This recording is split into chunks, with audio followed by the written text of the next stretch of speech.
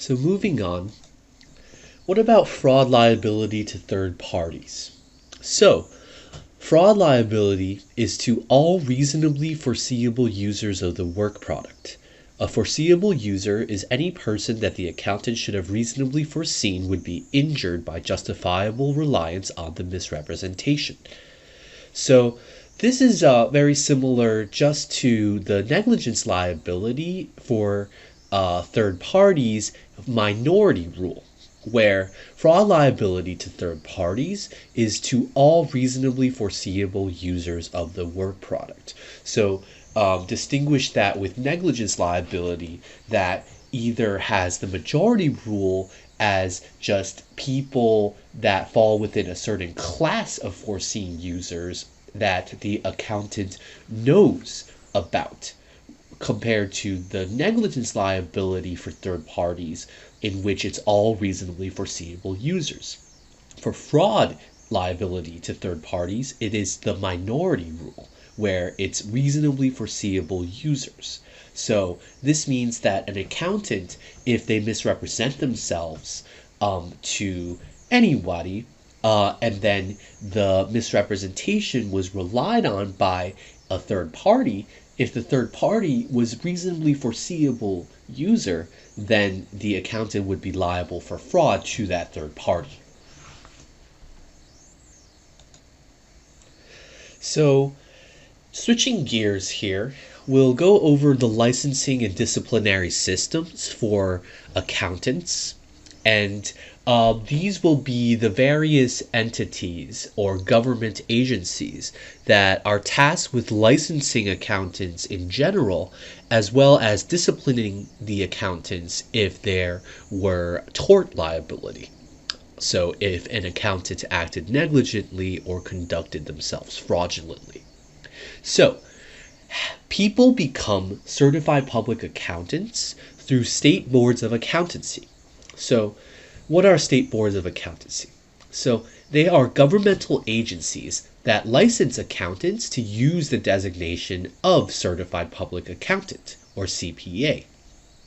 The requirements for licensing vary from state to state, and usually the individual must pass a CPA examination, pay the applicable license fee, and they may also need to satisfy that state's educational, experience, and residency criteria. Pretty self-explanatory. So usually there's continuing professional education, or CPE, peer review, and ethics standards that also vary from state to state.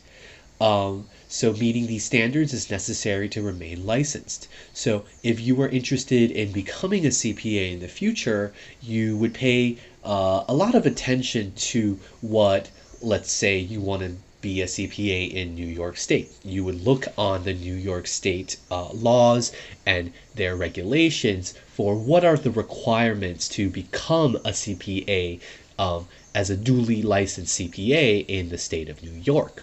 So these state boards are the ones that can suspend or revoke the license through administrative process, and usually they do so in a board hearing. There are also state CPA societies that are voluntary and they're private entities, and those entities can also admonish, suspend, or expel members. So in New York, there is a New York State CPA society that can make recommendations to the State Board of Accountancy if they view a member as having been conducting themselves negligently as a CPA, and they could then even file certain claims or notices to the State Board of Accountancy to have a license suspended or revoked. And if you were taking the CPA examination, that would be a national exam, and that exam wouldn't actually test the specific state disciplinary systems. Next, we have the AICPA disciplinary system. So the AICPA itself is an association of national CPAs, and within the AICPA, you can also get a designation from them.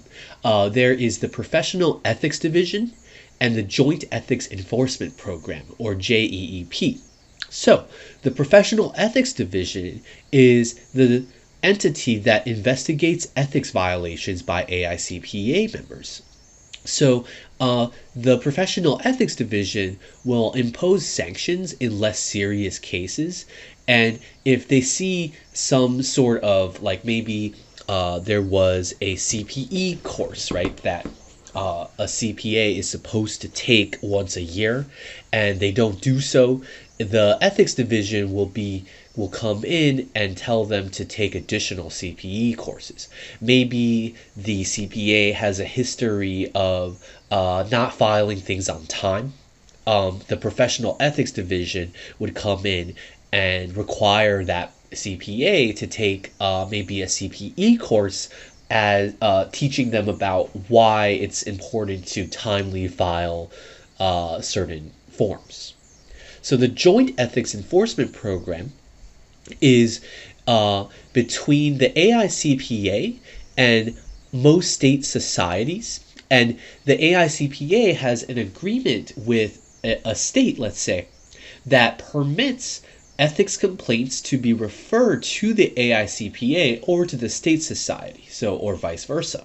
The AICPA handles matters of national concern, or those that involve two or more states, or those in litigation. So the AICPA, think about them as the national entity, and think about the state boards of accountancy as the state level entities. And the Joint Ethics Enforcement Program is simply a program that allows states to talk to the AICPA. So the last topic we'll look at is other disciplinary bodies. So these would be the Securities Exchange Commission and the Internal Revenue Service, or SEC, and IRS. So in terms of violations, the SEC may seek injunctions from a court to prohibit future violations of securities laws. The SEC only looks at securities laws, and we'll go into the definition of a security later on, which is different from taxes. Securities tends to relate to financial instruments that have the ability for a profit or a return on investment. So think of bonds, think of stocks, those types of things. So a CPA also is within the profession that conducts services on behalf of clients in regard to securities. So the SEC, if, let's say, the CPA conducts themselves negligently in regard to a securities service, then the SEC may come in and seek an injunction onto that CPA through a court to prevent the CPA from future violations. So an injunction is simply a court order to refrain from doing a certain action. So, moreover, the SEC may also conduct administrative proceedings, and these administrative proceedings function like a courtroom, but they're conducted by the SEC themselves. So we call that quasi-judicial. And you have this within the attorney field, where the national bar, or not the national bar, the state bar committee can actually conduct a administrative proceeding onto an attorney for violations. So these proceedings may result in suspension or revocation of the right to practice before the SEC. So sometimes these proceedings are not just on individuals, but also on accounting firms. And if an accounting firm is called into an administrative proceeding in front of the SEC and they're found liable, then the SEC may also order that accounting firm to stop accepting SEC clients. And also, the SEC can initiate proceedings against these accounting firms in court as well. Lastly, we have the IRS. So the IRS may also prohibit a CPA from practicing before the IRS if the IRS can prove that the person is incompetent or disreputable or has not complied with tax rules and regulations. The IRS may also impose fines. So these are the two federal executive agencies that also can discipline CPAs for acting negligently or fraudulently. Thank you, and I will see you the next class.